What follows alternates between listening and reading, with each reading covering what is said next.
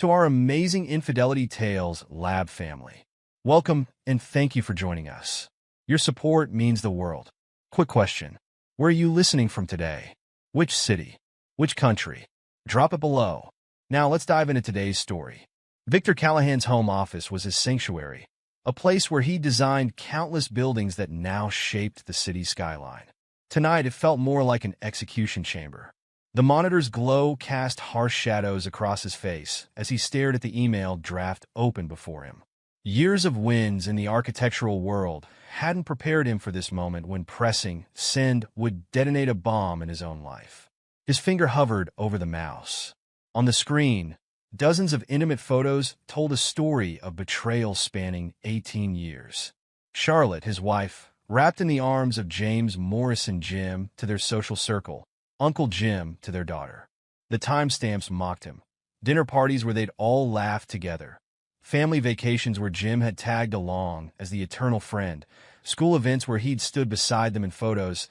Everyone smiling at the camera while sharing a secret he'd been too blind to see. A fresh image appeared in his notification bar, another update from his private investigator. Victor clicked it open. Charlotte and Jim leaving the Hamilton Hotel just 3 hours ago, her hand lingering on his arm as they parted ways. Her wedding ring caught the afternoon sun, a final twist of the knife. The grandfather clock in the hallway struck 7, its chimes echoing through the empty house. Victor reached for the glass of whiskey on his desk. Macallan 25, a gift from Jim last Christmas. For the man who was everything, Jim had said with that insufferable smirk. Victor took a long sip, savoring the bitter irony along with the burn. His phone buzzed. A text from Charlotte. Working late again. Don't wait up. The familiar lies sparked something cold and hard in his chest. He opened his email's recipient list one final time, reviewing the names. Their entire social circle, the country club board, Charlotte's charity committee chairs, the parents' association at Rachel's private school, and his finger hesitated for just a moment. The board of directors at Morrison Investment Group, where Jim had recently made partner. The study door burst open with enough force to rattle the family photos on the wall. Rachel stood in the doorway, her phone clutched so tightly her knuckles had gone white. Tears had left dark mascara trails down her cheeks. Dad, what are you doing? Her voice cracked with emotion. Aunt Beatrice just called me crying. She said you're sending out private photos of Mom. She said, Rachel's breath hitched. She said they're horrible, intimate things. Please tell me this isn't true. Victor studied his daughter's face, really studied it, as he had been doing ever since the DNA results had arrived last week. The green eyes that had always seemed so striking against her dark hair weren't a genetic quirk, as Charlotte had claimed. They were Jim Morrison's eyes, staring back at him with the same self-righteous anger he'd seen in the man's face countless times over the years. Your mother made her choice long ago, Victor replied, his voice steady despite the storm raging inside him. Now she gets to live with the consequences. Rachel stalked forward, slamming her hands down on his mahogany desk. A framed photo of their last family vacation toppled over the one where Jim had coincidentally booked the suite next door. Fix this right now. Mom's reputation will be ruined. She's already had to leave the house because of you. Let me guess she's at the Hamilton? Victor's calm words cut through Rachel's anger. Room 812? The same room she's been meeting Jim in every Thursday for the past 5 years. What are you talking about? Rachel's confusion only twisted the knife deeper. Victor slowly opened his desk drawer, removing 2 documents he'd memorized over the past week. Rachel's birth certificate and a DNA test report. Next to them, he placed a stack of hotel receipts, credit card statements, and surveillance photos spanning years. Speaking of choices, his voice caught slightly before he steeled himself. Your mother made quite an important one 18 years ago. Several important ones, actually, like deciding to pass another man's child off as mine while systematically draining our accounts to fund her second life. Rachel snatched the papers, her eyes scanning rapidly across the pages. The color drained from her face as understanding dawned. This can't be right. Uncle Jim? No, there has to be some mistake. The only mistake, Victor said, pulling up financial records on his screen, was trusting your mother all these years. Your Uncle Jim shares 99.9% parental markers with you. He's been playing father while I paid the bills quite literally. He highlighted a series of transactions. Every time Jim generously offered to help with your education expenses, the money was actually coming from accounts your mother had been siphoning from my firm. Rachel's phone erupted with notifications. She scrolled through them with shaking hands, her breathing growing more erratic with each message. Screenshots of the photos were already spreading through their social circle like wildfire. The phone suddenly lit up with Charlotte's caller ID. Victor reached over and pressed the speaker button before Rachel could react. "How dare you, Victor?" Charlotte's voice filled the room, shrill with rage. "I'm filing for divorce first thing tomorrow, and I'll take everything. Jim and I will." "Well, what?" Victor cut her off, ice crystallizing in his tone. "Finally be a proper family? Tell Rachel how you've been lying to her entire life? Or maybe explain how you've been using my insurance to build her college fund while Jim helps you embezzle from my firm? You have no proof, don't I?" Victor pulled up another document on his screen. "Should we discuss the offshore account in the Caymans? The one where Jim's been transferring funds through a shell company that supposedly contracted my firm for architectural services we never provided?" My accountant found that paper trail quite fascinating. Rachel backed away from the desk, shaking her head as if trying to deny reality itself. The phone clattered to the floor as she fled the study. Her footsteps thundered up the stairs, followed by the slam of her bedroom door. Through the ceiling, Victor could hear the muffled sound of her sobs. Charlotte was still ranting through the speaker. "You vindictive bastard. You think you're so clever, but you have no idea what's coming. Jim has connections." "Yes, I'm well aware of Jim's connections," Victor interrupted. "Both professional and personal. Tell me, does the SEC know about his creative accounting at Morrison Investment Group? Or how he's been using my firm's reputation to legitimize his money laundering operation?" There was a long pause before Charlotte spoke again, her voice dripping with venom. "You wouldn't dare. You'll destroy everything: your reputation, your firm, Rachel's future." "No, Charlotte. You already did that. I'm just making sure everyone knows exactly who's responsible."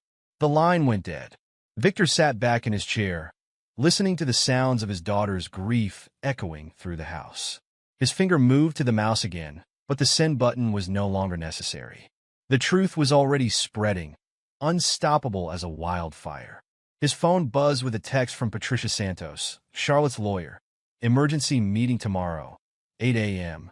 This is your last chance to contain this situation." Victor allowed himself a grim smile as he thought of the USB drive in his safe, loaded with evidence his private investigator had gathered over the past 6 months. Charlotte wasn't the only one who'd been making plans. Upstairs, something crashed against a wall. Victor closed his eyes, feeling the weight of Rachel's pain. That was the one cost he hadn't wanted to pay, but Charlotte had forced his hand. Better his daughter learn the truth now than spend her life trapped in a web of lies. His phone lit up with another message, this time from Dominic Wells, his investigator. New information on the Morrison Group connection. "Meeting tomorrow?" "After the lawyers," Victor replied. "Bring everything you have." He walked to his safe and spun the dial, removing the USB drive that would be his first salvo in tomorrow's battle. Inside were videos, financial records, and surveillance reports documenting years of fraud. Charlotte and Jim had built their relationship on his foundation. Now he would take pleasure in watching it crumble. The next morning dawned bright and clear, a sharp contrast to the storm brewing in Victor's conference room. Patricia Santos sat across from him, her professional demeanor cracking slightly as she delivered Charlotte's demands. "Half of your assets, including controlling interest in the firm," she stated, sliding a document across the polished table. "Plus substantial alimony, given the length of the marriage and Charlotte's contributions as a homemaker. Given your vindictive behavior with those photos, the judge will." Victor didn't let her finish. He placed the USB drive on the table and slid it toward her. "Before you continue with those threats, Miss Santos, I suggest you review this evidence. Pay particular attention to the videos of Charlotte and Jim discussing their long-term fraud." Patricia's eyebrows rose slightly as she inserted the drive into her laptop.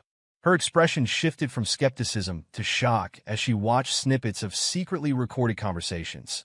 Charlotte and Jim planning their deceptions, discussing offshore accounts, laughing about using Victor's health insurance for Rachel, while Jim reimbursed Charlotte under the table. This changes things, Patricia admitted, her professional mask slipping further as she watched Charlotte detail how she'd been copying confidential files from Victor's home office to help Jim's firm target wealthy clients for their investment schemes. That's just the beginning, Victor replied.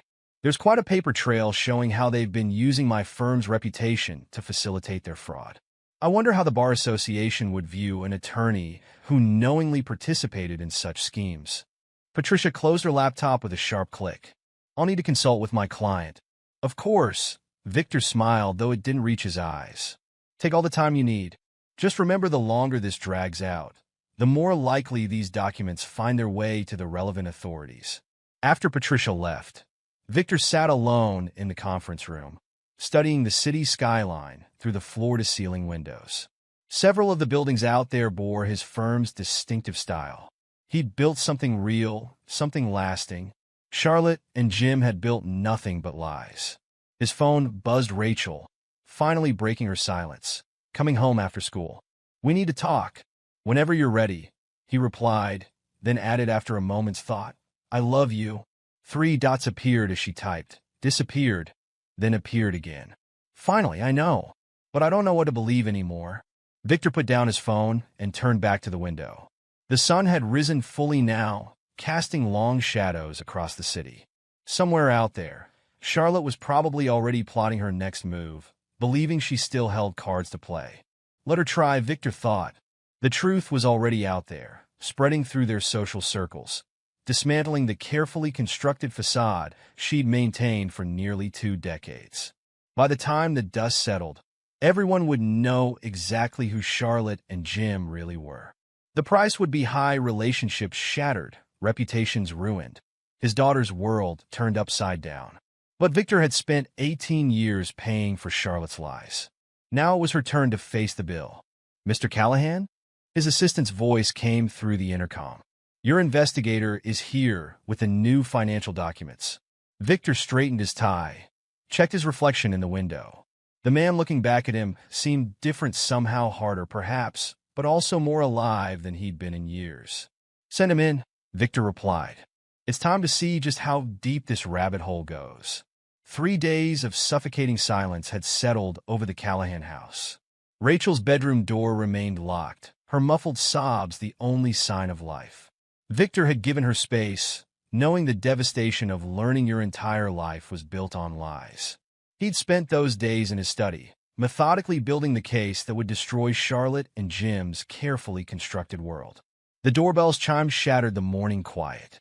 Catherine stood on his doorstep, her usual corporate polish showing signs of strain.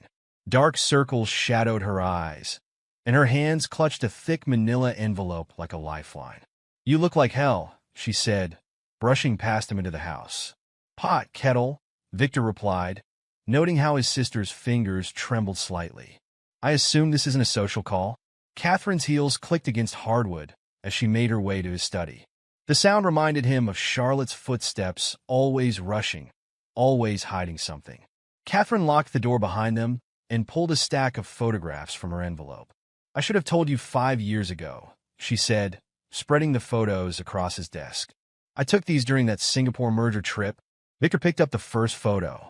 Charlotte and Jim wrapped around each other in a hotel lobby, lost in their own world. The timestamp showed 3 a.m. She claimed she was too sick to join me in Beijing that week, Victor said, his voice flat. Migraine, if I remember correctly. Oh, she was in Asia all right. Catherine's voice dripped acid. Following Jim's investor circuit like a lovesick teenager. Look at these. More photos emerged, Charlotte and Jim entering hotel rooms, sharing intimate dinners, walking hand in hand through foreign streets. In one, they sat at a business dinner with several Asian investors, Charlotte playing the devoted wife role perfectly, except she was at Jim's side, not Victor's. I confronted her when I got back, Catherine continued, slumping into a chair. She spun this elaborate tale about your marriage being troubled, how Jim was just supporting her through a rough patch. Swore it was a one-time thing already over. Then she started talking about Rachel. And you believed her? No, Catherine pulled out her phone. I believe she'd destroy Rachel if I forced her hand. So I watched, I gathered evidence, and I hired people to dig deeper. Last week, my forensic accountant found this. She pulled up spreadsheets showing wire transfers, property deals, and shell companies. Jim's been embezzling millions through his investment firm. Those developments you designed for his investment properties? All money laundering fronts. Every single one. Victor studied the numbers, his architect's mind recognizing patterns. Show me everything. For the next 3 hours, they pieced together an elaborate criminal enterprise. Jim had been using Victor's architectural plans to justify inflated construction costs, laundering money through fake contracts. Charlotte copied confidential files from Victor's home office, helping them target wealthy clients for their investment scams. There's more, Catherine said, pulling up another document. Remember that children's hospital project you designed pro bono last year? Victor nodded. The project had been close to his heart, a state-of-the-art facility for critically ill children. Jim's firm handled some of the charitable donations. They skimmed nearly $2 million from the construction fund. Catherine's voice shook with rage. Children are getting substandard care because they couldn't keep their greedy hands off charity money. Before Victor could respond, Rachel's voice came from the doorway. Is that why Uncle Jim insisted on handling my medical bills when I had pneumonia last year? They turned to find her standing there, looking pale but determined. Catherine quickly gathered the photos, but Rachel waved her off. Don't bother hiding them, Aunt Cat. I'm having dinner with them tonight at their hotel. They want to explain their side of things. Victor and Catherine exchanged glances. Rachel, after what we just found out, I need to hear them out. Rachel cut him off. I need to understand how they could. She gestured at the evidence scattered across the desk. How they could do all this. Victor studied his daughter's face, seeing shadows of his own determination there. Just remember what I taught you about people's actions versus their words. I remember everything you taught me, Dad. Rachel's voice carried a new edge, including how to read people's tells when they're lying. After she left, Catherine turned to her brother. She's tougher than they realize. She's a Callahan, Victor replied, turning back to the financial records. Even if her DNA says otherwise. The afternoon brought more revelations. Victor's team discovered Charlotte had been photographing his client files for years, providing Jim with detailed information about potential victims' finances. They found offshore accounts in the Cayman Islands, Singapore, and Switzerland, all funded through fake construction projects using Victor's stolen designs. Mr. Callahan? His assistant's voice came through the intercom. Mr. Wells is here with new information about the hospital project. Dominic Wells entered carrying a thick file. You're not going to like this, he said, laying out documents. Jim's firm didn't just skim from the hospital fund. They've been running a giant Ponzi scheme, using new investments to pay fake returns to earlier victims. How many victims? Victor asked. At least 50 families, most of them your clients. They specifically targeted parents with chronically ill children, promising exclusive investment opportunities that would secure their kids' medical care. Dominic played an audio recording. Charlotte's voice filled the room. The Matthews just doubled their investment. Their daughter's cancer treatment isn't covered by insurance, so they're desperate for returns. Jim's laugh followed, perfect. Routed through the hospital construction account, then offshore. By the time they realize anything's wrong, we'll be long gone. Victor's hands clenched into fists. The Matthews daughter was Rachel's age, a girl who'd spent half her life fighting leukemia. He designed their house with special modifications for her care, never suspecting Charlotte was using that connection to target them. The front door slammed before he could respond. Rachel stormed into the study, her face flushed with rage and tears streaming down her cheeks.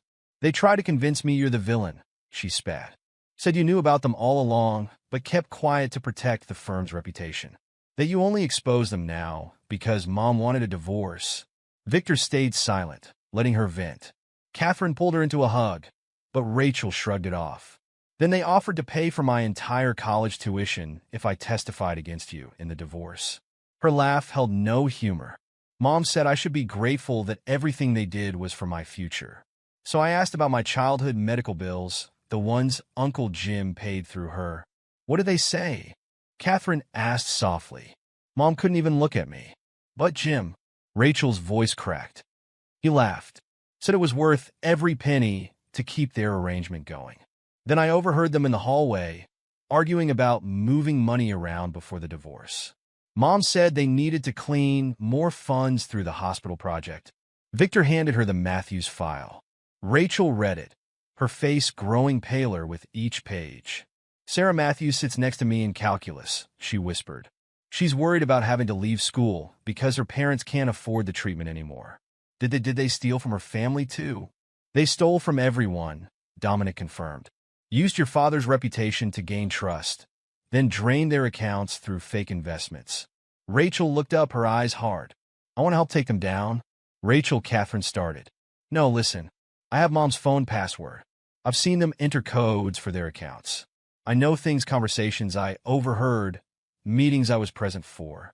And I know Sarah Matthews would testify about how they approached her parents through me. Victor studied his daughter, seeing past the pain to the steel beneath. Are you sure? Once we start this, there's no going back. They used me against you for 18 years, Rachel said. Used our family's name to hurt innocent people. Even stole from sick children. She straightened her shoulders. I want to be there when they fall. Victor nodded, pride mixing with determination. Dominic, contact the SEC, Catherine. Get your forensic team to compile everything about the hospital fraud. It's time to end this. That night, as storm clouds gathered over the city, Victor stood at his study window. Somewhere out there, Charlotte and Jim were probably celebrating another successful manipulation, believing themselves untouchable. They'd spent 18 years building their empire on his family's pain, using his daughter as a shield and his reputation as a weapon. His phone buzzed a message from Charlotte. Rachel told us about your evidence. Drop this vendetta now, or you'll regret it. Jim has friends in high places.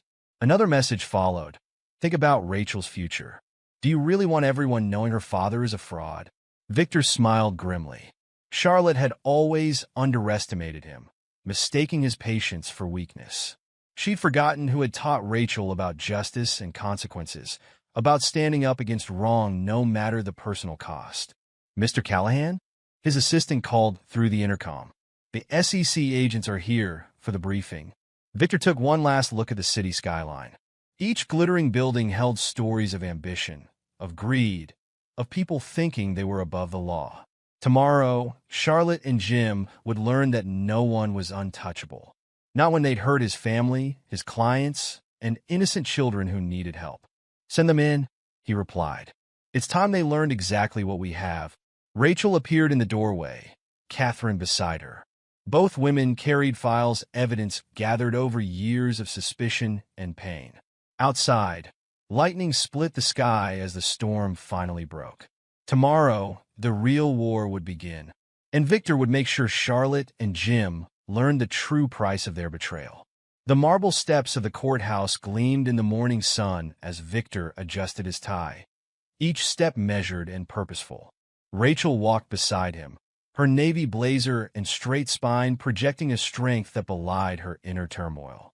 Catherine trailed behind them, carrying a briefcase filled with the final pieces of evidence that would seal Charlotte and Jim's fate. Inside courtroom 312, Charlotte held court at the defendant's table, her Chanel suit and perfect makeup a calculated performance of innocence. Jim sat in the gallery behind her, his usual arrogant smirk wavering slightly at the sight of the SEC agents flanking the doors. Their legal team, led by Patricia Santos, huddled together whispering urgently. All rise. The bailiff's voice cut through the tension. The Honorable Judge Eleanor Martinez presiding. Judge Martinez's reputation for handling white-collar crime preceded her. She'd spent the last week reviewing evidence of Charlotte and Jim's schemes, each revelation darkening her expression further. Ms. Santos, the judge began, you may present your opening statement. Charlotte's lawyer rose, smoothing her skirt. Your Honor, what we have here is a tragic misunderstanding. My client, Mrs. Callahan, was herself a victim of manipulation by James Morrison, a trusting woman, led astray by... Objection, Your Honor. Victor's lawyer, Michael Chun, stood, This characterization directly contradicts the evidence already presented, including Mrs. Callahan's own recorded statements. Sustained. Judge Martinez's steel-gray eyes fixed on Charlotte. Ms. Santos, given the extensive audio and video evidence we've reviewed this week, I suggest you reconsider your strategy. The prosecution began their final presentation. Security footage showed Charlotte in Victor's office at 3 a.m., methodically photographing client files. Bank records traced money flowing from victims' accounts through shell companies, then into offshore accounts Charlotte controlled.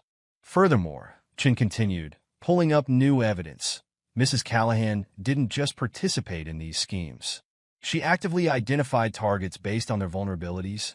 He played an audio clip from last month. Charlotte's voice filled the courtroom. The Anderson family is perfect. Their son's cancer treatments have drained their savings. Offer them the special hospital investment package. Jim's reply, "You're brilliant, darling. This is why we work so well together. Victor never appreciated your mind for business." Charlotte's perfectly manicured nails dug into the table as more evidence mounted. Each revelation showed not a manipulated victim, but a calculating predator who had used her husband's reputation to destroy lives. "Your Honor," Santos attempted again, "my client was clearly under Mr. Morrison's influence. She deserves protection as a victim." The prosecution played their final card. Security footage from the hotel where Rachel had confronted them last week. Charlotte and Jim, laughing about using Victor's reputation, planning which client to target next.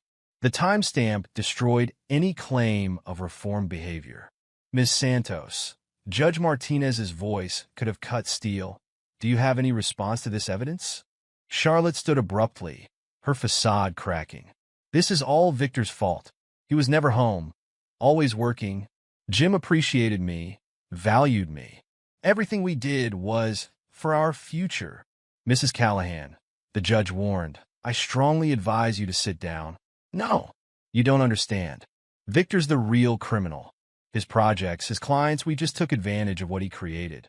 He's trying to destroy me because I finally found real love." "Mom, stop." Rachel's quiet voice carried across the courtroom.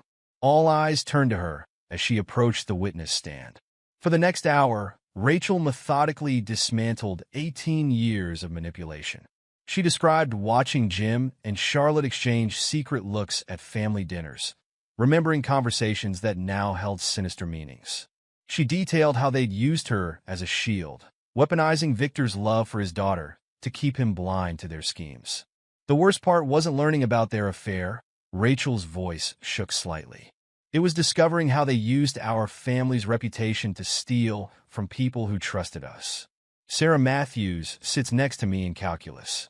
Her mother works 2 jobs now because they lost everything to my mother's investment scam. Charlotte tried to interrupt, but Rachel continued, stronger now. They stole from the Children's Hospital Fund, from families facing medical bankruptcies, from anyone they could trick using Dad's name and reputation. And last week, Rachel's voice hardened. They tried to bribe me. Offered to pay for college if I'd testify that Dad knew about everything and kept quiet for the firm's reputation. When I refused, Mom said I was ungrateful for everything they'd sacrificed to give me a better life. Victor watched his daughter with fierce pride. She'd grown stronger through this ordeal, forged in the fire of betrayal into something unbreakable. Charlotte stood again, desperation cracking her polished veneer. "She's just angry because we protected her from the truth. Jim and I are her real family. Victor only cares about his precious reputation. That's enough." Judge Martinez's voice could have frozen hell. "Mrs. Callahan, throughout this proceeding, you have shown not only a complete lack of remorse, but continued attempts at manipulation. Your own daughter's testimony reveals a pattern of exploitation that extends beyond mere financial crimes." The judge reviewed her notes before continuing. "The evidence shows systematic fraud, theft, and exploitation spanning nearly 2 decades. You used your husband's reputation and firm to facilitate extensive financial crimes. You specifically targeted vulnerable families, including parents of critically ill children." Charlotte's smugness finally shattered as the judge continued. "Most reprehensibly, You used your own daughter as a shield for your criminal activities, then attempted to bribe her to commit perjury. The ruling came like thunder. This court finds absolutely no grounds for any claim to Mr. Callahan's assets. Furthermore, given the overwhelming evidence of criminal conspiracy, I am recommending federal prosecution for multiple counts of fraud, money laundering, and witness tampering. FBI agents entered before Charlotte could protest. Jim rose, reaching for his phone. "Mr. Morrison," the judge called, "I wouldn't waste time calling your connections. The SEC has already frozen your firm's assets, and your board received copies of all evidence this morning." Victor watched silently as federal agents led Jim away in handcuffs, his expensive suit suddenly looking cheap and ill-fitting. Charlotte stood frozen, her perfect world crumbling to dust.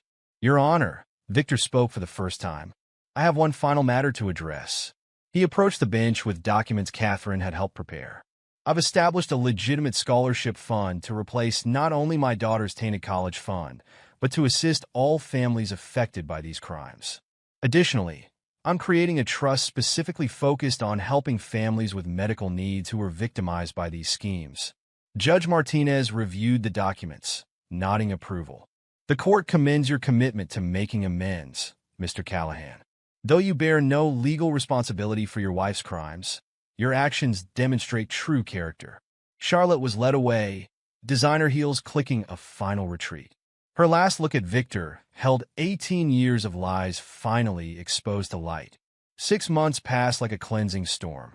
Victor stood in his newly redesigned office, the city skyline a testament to honest work and true achievement. His firm had not only survived the scandal but thrived, its reputation enhanced by his transparent handling of the crisis and commitment to making things right. Catherine had helped reorganize the firm's security protocols, ensuring no one could ever again abuse their client's trust. The Matthews family had been first to benefit from the scholarship fund. Sarah would start college alongside Rachel next fall. Rachel entered, carrying an envelope bearing the state university seal. "Got my acceptance letter?" Her smile, though small, was genuine, the first he'd seen in months. "Architecture program. Think you could handle having 2 architects in the family?" Victor hugged his daughter, feeling the weight of the past year finally lifting. "Blood doesn't make a family," he said softly. "The choices we make do." Through the window, they watched a familiar figure in an orange safety vest picking up trash along the courthouse steps. Charlotte's community service was just beginning, her designer wardrobe replaced by practical clothing, her world reduced to the consequences of her choices. "She looks different," Rachel observed dispassionately. "Consequences tend to have that effect," Victor replied. His phone buzzed with another client signing on, drawn by his honest handling of the crisis. The Children's Hospital project was back on track, this time with transparent oversight and proper funding. "Dad?" Rachel's voice held new strength. "Thank you for showing me what integrity really means." Victor squeezed her shoulder. Looking out at the city, he'd helped build this time on a foundation of truth. The price of honesty had been high, but the reward was standing right beside him. Together, they would design something new, something real. Downtown, Charlotte bent to pick up another piece of trash, her orange vest a beacon of justice served. In a federal prison upstate, Jim Morrison began another night contemplating how his empire of lies had crumbled. And in his office, Victor Callahan held his daughter close, knowing that sometimes the strongest structures rise from the ashes of betrayal. The future stretched before them, bright with possibility. Victor's firm had emerged stronger, its reputation for integrity attracting clients who valued truth over empty promises. Rachel would follow in his footsteps, building her own legacy of honest work and real achievement. The truth had cost them their illusions, but had given them something far more valuable: authenticity, healing, and a chance to rebuild on a foundation that would never crack. Epilogue: the foundations of truth. 5 years had transformed the city's skyline. New buildings rose like testament to progress, many bearing the distinctive mark of Callahan and Daughter Architects.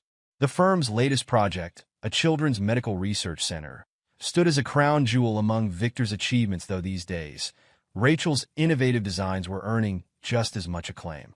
Victor stood at his office window, watching the sunset paint the glass and steel landscape he'd helped create. The view from the 40th floor of their new headquarters offered a perfect perspective of how far they'd come since the scandal that had nearly destroyed everything. His intercom buzzed. "Mr. Callahan? Your daughter's here, with the Thompson Project revisions." Rachel entered, every inch the accomplished architect she'd become. At 23, she carried herself with the quiet confidence of someone who'd faced their worst nightmare and emerged stronger. Her final year thesis project had won national recognition, leading to a seamless transition into the family firm, this time built on truth rather than lies. "The sustainability features you suggested really pulled it together," she said, spreading blueprints across his desk. "Though I still think we should add a rooftop garden." Victor smiled, remembering similar arguments with her during her apprenticeship. "Show me your proposal." As they discussed design elements, his phone buzzed with a news alert. The headline made them both pause. "Morrison Investment Group Scandal. Final restitution payments approved." Rachel picked up the phone, reading aloud. "Former investment banker James Morrison, serving his 8th year of a 15-year sentence for fraud and money laundering, has been ordered to forfeit his remaining assets. The funds will be distributed among victims of his extensive Ponzi scheme." "Skip to the good part," Victor suggested. Rachel scrolled down. Morrison's appeal for early release was denied last month. His former partner and co-conspirator, Charlotte Callahan, completed her 5-year sentence but remains under financial supervision. Sources say she works as a clerk at a small accounting firm, the only position available to a convicted felon with a record. "Quite a step down from her society lady aspirations," Victor observed. Rachel set down the phone. "Sarah Matthews sent me a video from her medical school graduation last week. The scholarship fund changed her whole family's future." The Matthews weren't alone. The Callahan Foundation, established from the ruins of Charlotte and Jim's schemes, had helped dozens of families rebuild. Victor had insisted on personally overseeing the restoration of every dollar stolen under his firm's name. Catherine entered without knocking, another habit unchanged by time. As the foundation's director, she'd transformed their family's darkest chapter into a force for good. "Guess who I saw at the grocery store?" she asked, settling into her usual chair. "Charlotte." She was pricing generic brands and using coupons. "That designer wardrobe's long gone. How the mighty have fallen," Rachel mused, no sympathy in her voice. "Did she see you?" "Oh, yes." Tried to pretend she was in a hurry, but I heard from Linda at the halfway house Charlotte's been trying to rebuild her social connections. No one will touch her with a 10-foot pole. Turns out stealing from children's medical funds makes you persona non grata in polite society. Victor remembered Charlotte's last court appearance, 2 years after her initial sentencing. She tried to appeal the financial restrictions, claiming she'd learned her lesson. The judge had been unimpressed, especially after evidence emerged that she'd attempted to contact some of Jim's old associates. "Speaking of social outcasts," Catherine continued, "heard anything about Jim lately?" "The prison chaplain's monthly report came yesterday," Victor replied. "Apparently, our friend Mr. Morrison has found religion. Again." It was his 3rd spiritual awakening since incarceration. The first 2 had coincided with parole hearings, both denied. His fellow inmates, many of them victims of similar investment schemes, ensured his time behind bars remained appropriately uncomfortable. "He tried writing to me again," Rachel mentioned casually. Same sob story about being misled by love and wanting to make amends with his only daughter. "And," Catherine prompted, "I donated his letter to the Foundation's fraud awareness program. It's a perfect example of manipulation techniques." Victor felt a surge of pride. His daughter had transformed her pain into purpose, using her experience to help others spot the signs of financial predators. She guest lectured at universities, sharing her story to protect other families from similar schemes. The intercom buzzed again. "Mr. Callahan? The mayor's office is confirming your keynote speech for the Business Ethics Summit." Life had come full circle. The scandal that threatened to destroy them had instead become a platform for positive change. Victor's frank handling of the crisis, his commitment to making victims whole, and his push for industry reforms had earned him a new reputation. Champion of corporate integrity. "Did you see the latest deposit reports?" Catherine asked, pulling up documents on her tablet. The Foundation Scholarship Fund is supporting 38 students this semester. Sarah Matthews started a support group for children of fraud victims at her medical school. Rachel moved to the window, watching the city lights flicker to life. Mom tried to friend me on social media last week. Used her sister's account since she's still banned from direct contact. What did you do? Catherine asked. Reported the account. Aunt Beatrice should know better than to help her circumvent court orders. Rachel's tone held no regret. Besides, I have all the family I need right here. Victor joined her at the window. In the distance, they could see the children's hospital they designed together, its windows glowing with hope rather than greed. The Callahan name meant something different now, not just beautiful buildings, but rock-solid integrity. His phone buzzed with another news alert. Former society fraudster spotted. Charlotte Callahan's new life. The article detailed her fall from grace. The tiny apartment, the entry-level job, the court-mandated financial monitoring that would follow her for another decade. Her attempts to write a tell-all book had been blocked by victim advocacy groups. Hard to believe it's been 5 years, Rachel mused. Sometimes I still wake up thinking it was all a bad dream. Then you remember we built something better from the ashes, Catherine added. Victor thought of the changes time had brought. Charlotte's carefully curated social circle had crumbled. Her former friends, now proud donors to the Callahan Foundation. Jim's investment empire had been dismantled, its legitimate assets used to reimburse victims. Their schemes had fallen apart, but Victor's firm had risen higher than ever, built on a foundation of trust they'd earned the hard way. The door opened again, admitting Victor's assistant. Final numbers from the Victim Restitution Program, Mr. Callahan. Every family has been made whole. With interest, Rachel took the report, smiling at the names. Former victims had become some of their strongest allies. The Matthews family had started a support network for others affected by investment fraud.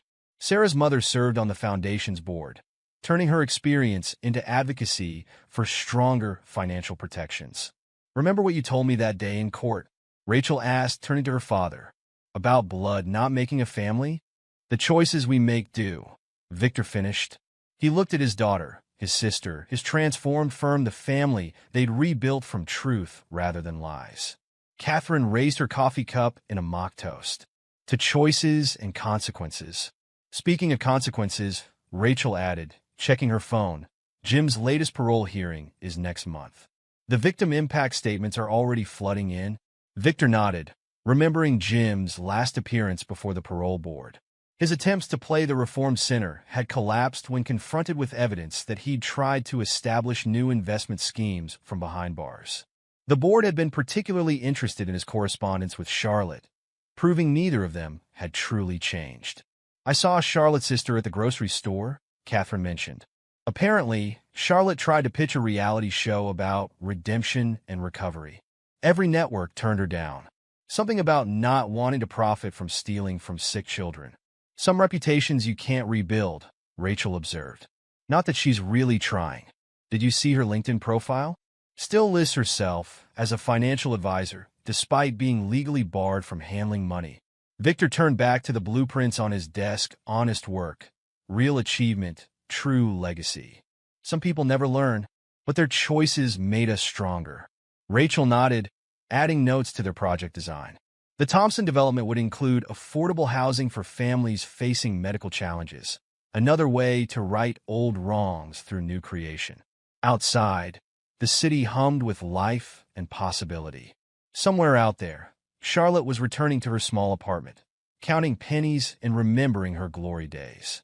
Jim Morrison was facing another night in his cell, his dreams of empire reduced to prison yard boasts no one believed.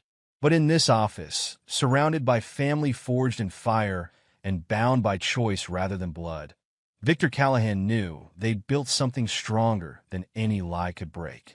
The price of truth had been high, but the rewards were beyond measure.